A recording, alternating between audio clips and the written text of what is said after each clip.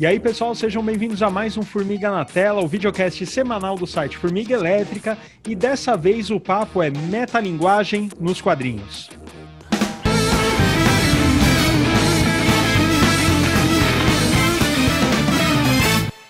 A gente já tem um programa sobre metalinguagem no cinema, né, que também ficou muito bacana. A gente falou de casos dos mais gritantes aos mais sutis, né, e trazer isso para as HQs é também muito oportuno, é um assunto super rico em si, até por isso a gente fez um separado para cinema e está fazendo um agora separado para HQ. Acho que a deixa que eu posso colocar aqui para ser desenvolvida ao longo do programa é que, bom, em primeiro lugar, se a gente pegar a definição per se de metalinguagem, né, é algo que reflete, né, que fala sobre a própria linguagem em si. Então, no caso, a gente pode falar, cara, que em primeiro lugar, qualquer transgressão, né, qualquer reflexão em cima de determinado gênero, de determinado meio, tal, qualquer coisa que chegue no ponto de você transgredir, de trazer alguma coisa diferente para aquilo, né, virar o conceito do avesso, ele já é, de certa forma, uma metalinguagem em si, né, justamente porque você tem que se voltar para dentro, para o cerne, para o core daquilo que você está fazendo e devolver isso de alguma forma com algum tipo de inovação, para usar uma palavra assim mais comum, né? E a partir disso, né, dentro dos quadrinhos a gente tem inúmeros exemplos de coisas que falam não somente sobre a própria linguagem dos quadrinhos, e aqui a gente pode trazer coisas até didáticas, como o próprio Scott McCloud, como também coisas que não são tão abertamente metalinguísticas, mas nem por isso deixam de ser exemplos fortes disso, né? Porque a gente vai falar de coisas aqui que se referiram ao seu próprio mercado, né? Para alguém que não tem conhecimento do contexto onde a história foi produzida e tal, isso pode até passar despercebido. Mas a partir do momento que você pega a história e pensa em como, em quais condições, né, em qual momento aquilo foi produzido, a gente encontra interpretações metalinguísticas, né, como algo, né, que eu acredito que seja o mais óbvio para a gente falar aqui, que a gente já fez programa, inclusive, que é o Reino do Amanhã, né, porque não é somente uma história de super-heróis, né, é uma espécie de reação ao que estava acontecendo nos anos 90, naquele momento, né, da grande indústria de quadrinhos. Exatamente. E bem como você falou, assim, a metalinguagem nos quadrinhos ela é tão presente em tantas obras que várias a gente já falou aqui. Reino do Amanhã é uma delas. Eu não preciso nem falar de Desaplanar, né? Desaplanar aí é outro nível. A gente até fez podcast sobre Desaplanar, fica aí. Mas outros, né? Como você bem disse, o Pax Americana, nós também fizemos um programa sobre, que ele também é super metalinguístico. E acho que é legal aqui a gente pegar algumas obras de exemplo e brincar um pouco com elas. Você falou bem do Reino do Amanhã, que fala do que estava acontecendo na década de 90. E anos atrás, mais especificamente em 86, o Alan Moore lança uma história curta com a arte do Don Simpson. O Don Simpson ele até chamou uma galera para ajudar por conta do prazo, né? Era uma história de 8 páginas, acabou se estendendo para 13, que no caso é em Pictopia. Essa história ela saiu originalmente no número 2 da antologia Anything Goes, da editora Fantagraphics Book. E assim, todos os personagens dentro da história, né? Pictopia ela é uma história metalinguística por excelência. Todos os personagens já publicados em quadrinhos nessa história, eles vivem simultaneamente em uma mesma cidade. E assim, essa história, 86, o que estava acontecendo no mainstream nesse meio da década de 80, né? Principalmente na DC? Crise na Infinitas Terras, né? E o Alan Moore, ele fala, poxa, esse negócio de crise, você tá pagando anos de histórias, né? Histórias diferentes, independente se são escapistas ou não, são histórias heterogêneas. E pro Alan Moore, ele via isso como uma verdadeira afronta aos artistas que criaram todas essas histórias ao longo desse tempo. Então o Alan Moore, ele criticava muito esse revisionismo. Na época tinha até uma expressão, né? Green and greedy, né, que seria algo impiedoso e violento. Na época a gente teve também o Dark Knight Returns, do Frank Miller. A partir daí várias histórias com heróis, especificamente, elas passaram a ser reimaginadas a partir de um viés um pouco mais, realista, entre aspas, né, muito entre aspas aqui, só que muito mais cínico, mais violento. Então, na história do Moore, ele coloca todos esses personagens que já foram publicados em quadrinhos em uma mesma cidade, tem um personagem, um mágico, que ele é uma espécie de narrador dessa história, você acompanha o olhar dele, visitando vários bairros dessa cidade, e ele encontra o Flynn Flexível, né, que ele é um típico personagem meio bobão, né, estilo um homem borracha, um homem que estica, fica meio molenga e tal. Ou seja, bem um personagem bem infantil, bem inocente. Só que o protagonista da história, né, esse mágico, ele sai e quando ele volta para esse local um tempo depois, como é que tá o Flynn Flexível? Ele tá rasgadão, bombadão, queixo quadradão, uma coleira com spike no pescoço. Então, assim, é uma história muito profética, né? Teve até o programa recente que vocês fizeram da Image Comics, né? Que muitas das críticas são por conta desse estilo. Algo que no Reino do Amanhã trabalha muito bem, como o Daniel disse, né? Então, aqueles heróis cheios de piercing, tatuado, tal, onde o grau de violência é muito maior, a questão da ingenuidade, eu não vou falar que se perde, porque é uma história super ingênua, uma história de uma pessoa com superpoderes, né? Mas, assim, o texto ingênuo em si, que ele se perde. Diferente, por exemplo, das paródias da revista Mad, que no caso, elas mesmo zoando esses personagens, elas ainda assim demonstravam algum tipo de afeição pelo objeto a ser discutido, só que o Moore, em Pictopia, ele demonstra uma espécie de desdém nisso. Ele mostra essas figuras em discussão com uma certa malícia até. Então, é aquele tipo de crítica super ácida, inacreditavelmente metalinguística que o Alan Moore faz, de uma forma que não era muito comum nos quadrinhos, quando eles falam dos próprios quadrinhos, né? Esse tipo de autocrítica. Às vezes era mais no sentido de paródia, sátira, mas não com esse teor muito ácido. E porque em Pictopia é uma história super legal. Para quem tiver interesse, foi recentemente publicado aqui em Histórias Brilhantes, com comentários do Mark Sobel, né? Então tem 10 histórias curtas aqui do Alan Moore, vale muito a pena esse encadernado. O desenho ele também é metalinguístico nesse sentido, não só com relação à arte, mas com relação à forma. Então, por exemplo, os personagens que estão no ostracismo, aqueles personagens mais bobinhos, mais caricatos, com um traço meio estilo Disney até, eles estão com cores mais escuras, só que é uma paleta que ela lembra muito o papel de jornal velho, sabe? Então são coisas que estão sendo deixadas de lado, se decompondo. Já as Alamedas, onde tem os super-heróis, possuem cores berrantes, o look e feel é muito mais extravagante, né? De alto valor de produção, popularidade.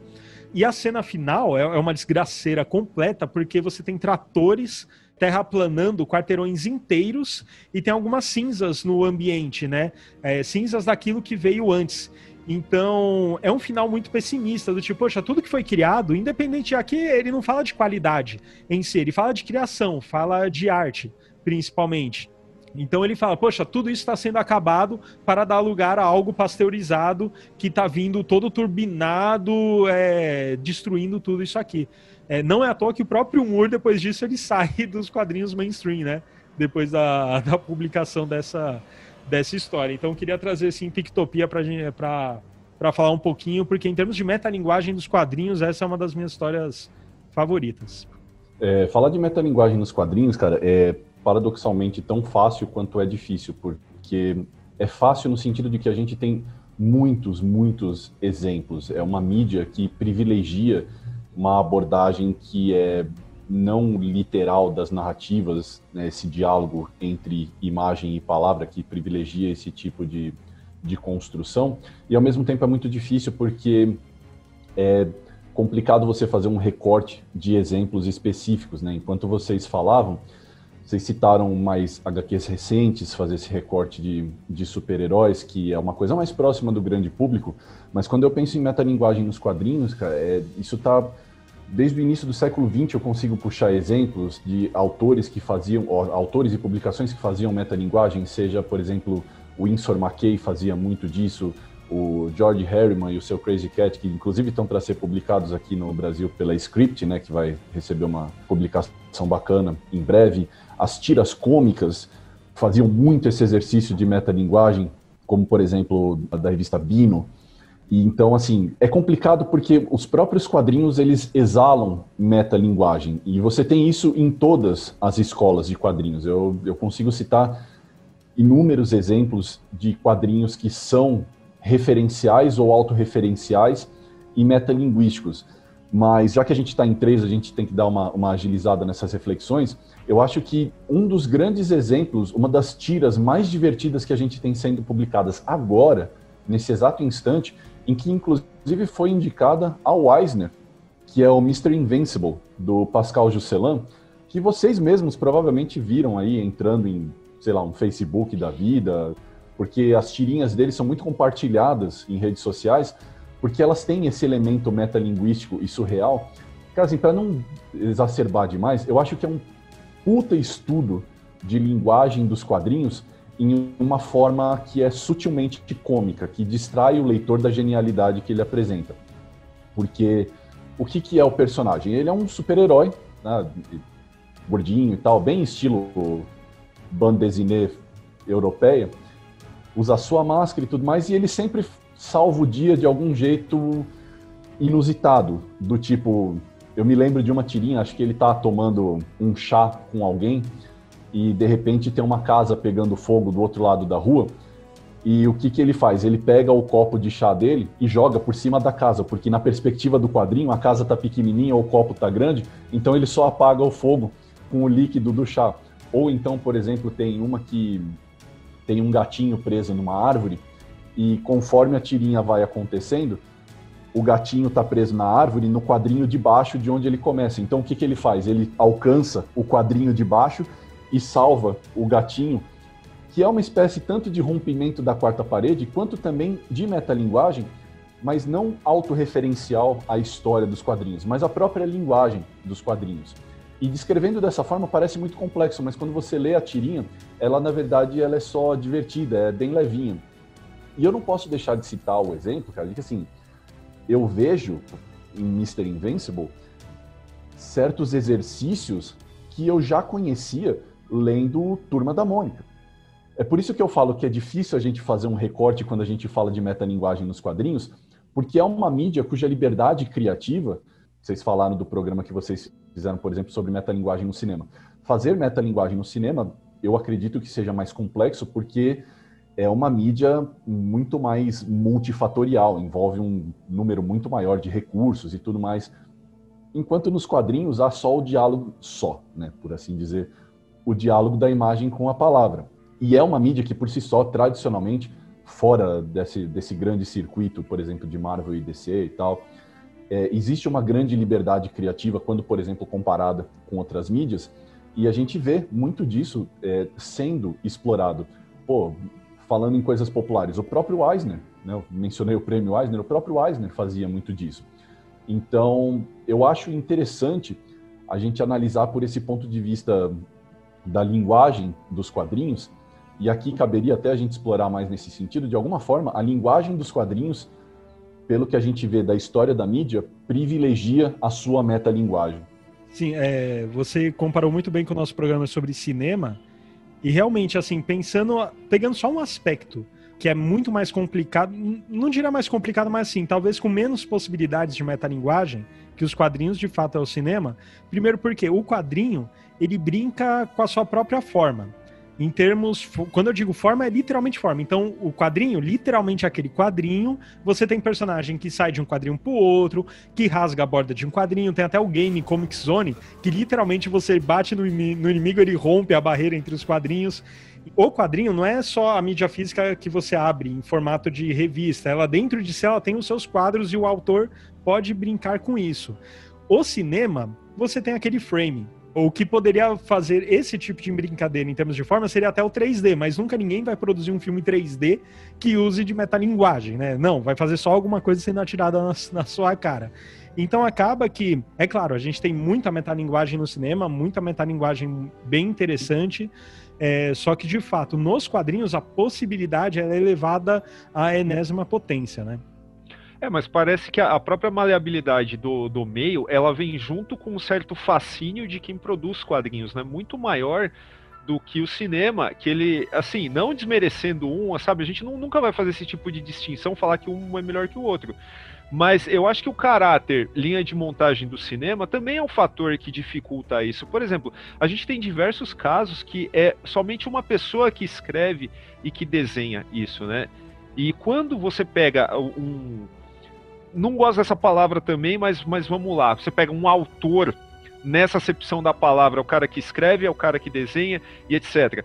Dificilmente você vai pegar um cara que está fazendo isso, sabe, está levando essa tarefa como um assalariado. É sempre alguém que está ali muito mais imerso no aspecto artístico do negócio e mais antenado com as possibilidades narrativas que essa arte proporciona, do que num outro caso que um estúdio te contrata para fazer isso, para fazer aquilo e etc. É claro que no cinema a gente tem casos que pessoas que querem transgredir, querem quebrar barreiras, mas elas estão muito mais presas, né, no caso em um sistema, que ela tem que procurar investidor, tem que procurar quem distribua e etc. E normalmente a metalinguagem, ela está em uma camada do filme, não o filme em si, né? Sei lá, Crepúsculo dos Deuses, por exemplo. Exato. Uhum. Você pode assistir o filme numa boa sem pensar em nenhum tipo de metalinguagem. E é um filme totalmente metalinguístico, só que ele não é o cerne, como muitas das obras de quadrinhos, que tem obras que são puramente metalinguísticas, né?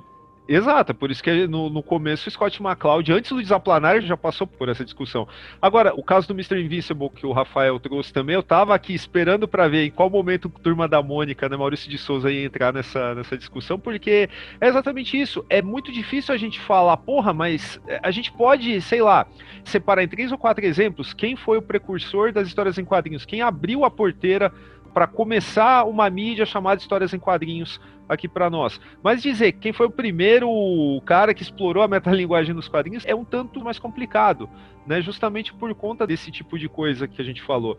Quando eu comentei no início do programa, né, que a própria transgressão estética conceitual de uma mídia com esse grau de elasticidade que a gente tem, podia ser considerado um exercício de metalinguagem também. Cara, uma coisa talvez, sabe, das mais simples, né, que é o personagem, por exemplo, não digo romper, né, o requadro com um soco, mas, por exemplo, se a figura dele ultrapassa o requadro, mas você tem um requadro atrás, isso também não deixa de ser algo metalinguístico também, né, como recurso, como reflexão, né, como a gente consegue alargar esses horizontes artísticos também. E sobre casos mais sutis, cara, bom, a gente pode ir lá para trás, pode ir lá para frente também, né, de casos bacanas que eu acho que tem aparecido aí nos últimos 10 anos, né. Eu e o Rafael, a gente fez o podcast sobre quadrinhos digitais, o próprio The Private Eye do Brian K. Vaughan, eu acho que a gente pode colocar dentro desse balaio, porque afinal de contas a gente está falando de uma obra que chega com, não a responsabilidade, mas a vontade, a disposição de começar um mercado sólido de quadrinhos digitais, né? O que é altamente dependente da internet. Só que a própria história, ela está falando de um cenário sem internet, né? Então isso esse tipo de sacada, né? A gente identificar a metalinguagem além dos aspectos visuais é maravilhoso, cara. Eu acho que aumenta demais aí o valor das discussões sobre HQ. Com certeza. Dentro disso que você falou, eu não vou me estender muito nessa história, porque eu e o Rafa fizemos um programa sobre essa história, que é uma metamorfose iraniana, do Naya Yerastami. É uma história autobiográfica, ele foi preso por conta de uma tirinha em quadrinhos, e ele, como personagem dentro da história, se sente preso no esquadro do quadrinho. Então é uma história sobre um cara que foi preso por conta dos quadrinhos e ele está preso dentro do quadrinho. E enfim, o quadrinho também ele tem várias jogadas metalinguísticas, não com o próprio formato do esquadro, na questão da própria prisão literal e subjetiva, mas também ele brinca com outras cenas clássicas de quadrinho. Ele pega trechos que ele copia Frank Miller, não no traço, mas no enquadramento e tal. Então, assim, realmente, quando o autor usa a metalinguagem a favor da história, nossa, você ganha uma outra força nisso. Não é só um autor falando da linguagem no qual ele está produzindo. Não, é uma história que ela ganha um nível de potência gigantesca. Uma metamorfose iraniana, acho que é um exemplo ótimo disso. Então, cara, tem duas coisas, né? Primeiro que o Daniel falou dessa questão das figuras que rompem com o frame, né? Esse uso do espaço da página em branco, que é uma coisa que a gente discute desde sempre, cara, sabe? Quando a gente falou, por exemplo, ele falou do Scott McCloud, poxa, a gente falou sobre esse tipo de coisa quando a gente gravou o nosso programa sobre o escultor e tudo mais. Essa coisa de você brincar com o espaço da HQ já é um exercício metalinguístico por si só, né? E não é só o McCloud que fala sobre isso. Quando o Thierry Groenstein ele propõe o seu conceito de solidariedade icônica, ele está falando disso, ele está falando sobre a intercomunicação desses elementos dentro da página que se comunicam e se complementam e, em alguma medida, eles são indissociáveis. Então, assim, é como se ele estivesse dizendo, olha, aquela coisa da estrutura básica, clássica, né, da página, 9 quadros, seguindo uma ordem linear e tudo mais, é apenas o jeito mais conservador de você fazer alguma coisa. O que também não significa que isso limite a metalinguagem por si só, porque em Watchmen a gente vê o Alan Moore usando essa estrutura conservadora de quadros e ainda assim propondo uma revolução metalinguística dos quadrinhos narrativamente falando. Essa estrutura em si é metalinguística, né? É meta-meta, né, no caso, né? Meta-meta-linguagem. Exatamente. Então, assim, não se reduz somente a essa questão de estar conectado, né, óbvio, porque eu mencionei isso lá atrás, sim, está conectado diretamente à questão do estudo da linguagem dos quadrinhos, mas não se limita apenas a isso.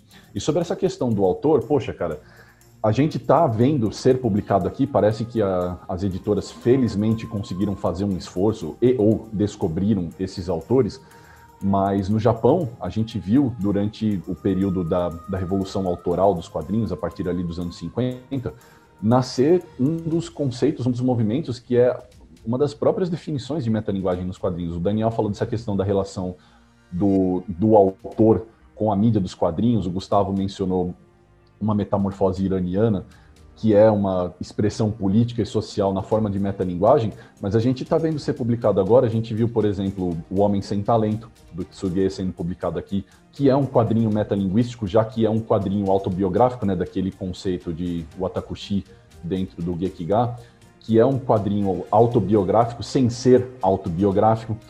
A gente vai ver ser publicado daqui a pouco o Nejishiki, também é uma obra autobiográfica sem ser autobiográfica. Então a gente tem autores como, por exemplo, Tsuge, Tatsumi, entre inúmeros outros ali, aquela galera que trabalhava na Kon, na Garou, no Japão, que são autores metalinguísticos, assim, por excelência.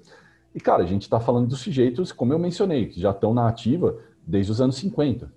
Então, assim, quando a gente se debruça sobre a história da metalinguagem nos quadrinhos, quando a gente reúne essas evidências, como eu disse lá na minha primeira fala, é difícil você fazer um recorte, porque quando a gente fala sobre metalinguagem nos quadrinhos, é complicado a gente dissociar da própria linguagem e da própria história dos quadrinhos. Porque, realmente, como vocês disseram, parece que a mídia propõe uma liberdade criativa, um tipo de espaço que privilegia que o autor fuja ao limite da coisa toda. Que é uma conversa, inclusive, que eu tive recentemente aí com o nosso amigo, o Ale, do Quadrinhos na Sarjeta, que é uma brincadeira que a gente fez entre nós quando a gente estava falando sobre autores que realizam estudos acadêmicos sobre quadrinhos, que parece que toda vez que alguém oferece alguma definição mais categórica sobre o que quadrinhos são, como, por exemplo, o Eisner, o Groenstein e o MacLeod, que a gente já mencionou, parece que ou logo depois, ou alguém redescobre uma obra nos quadrinhos que desafia a proposta de definição de linguagem categórica deles. O que é o que dá tesão de a gente falar sobre quadrinhos, né, cara? Porque é uma forma de arte desafiadora, desafia tanto o autor quanto o leitor, né? Exato, porque eu acho que assim, dentro dos parâmetros tradicionais conservadores, cara, pensa como seria se todos, né, seguissem isso. Nossa, essa é mais uma chatice sem fim, né, cara? Eu acho que isso já ficou muito claro no começo do século XX, aí todo mundo falou, não, cara, vamos quebrar tudo, vamos chegar aqui, e assim, eu acredito que já tenha ficado claro até aqui para quem está assistindo, e se não ficou, vamos lá. Não basta um personagem virar pro leitor e quebrar a quarta parede pra gente falar. Exato. Embora por exemplo, o Homem-Animal do Grant Morrison é altamente metalinguístico, tem isso, mas não tem só isso. É isso que a gente precisa deixar claro. Agora, eu acho que, assim, por um acaso eu olhei aqui do lado da minha estante e vi algo que casa muito com o que o Rafael falou, né, que é sobre o solo da Bianca Pinheiro e do Greg Stella, né? Eu acho que é uma obra maravilhosa, não só para quem quer pensar quadrinhos, mergulhar mais nesse assunto da metalinguagem também, como também, se tem alguma dúvida em relação a estilos e o caramba, o que é aceitável, né, abrindo aspas gigantes, ou que não é aceitável na hora de você fazer uma página de HQ, eu acho que deveria ler esse quadrinho, né? Urgente. E também pensar o que é atrativo dentro de um ponto de vista comercial para um editor e o que é realmente valioso para a história. Todos esses conceitos eles estão entrelaçados com isso que a gente está falando aqui, né? Assim, do mesmo jeito que os quadrinhos, né, trazem todas essas possibilidades, talvez a gente tenha aqui aberto uma caixa de Pandora que vai ser difícil encerrar esse programa, né? Não vai não. Quer ver, ó? Arthur, fecha a página do programa.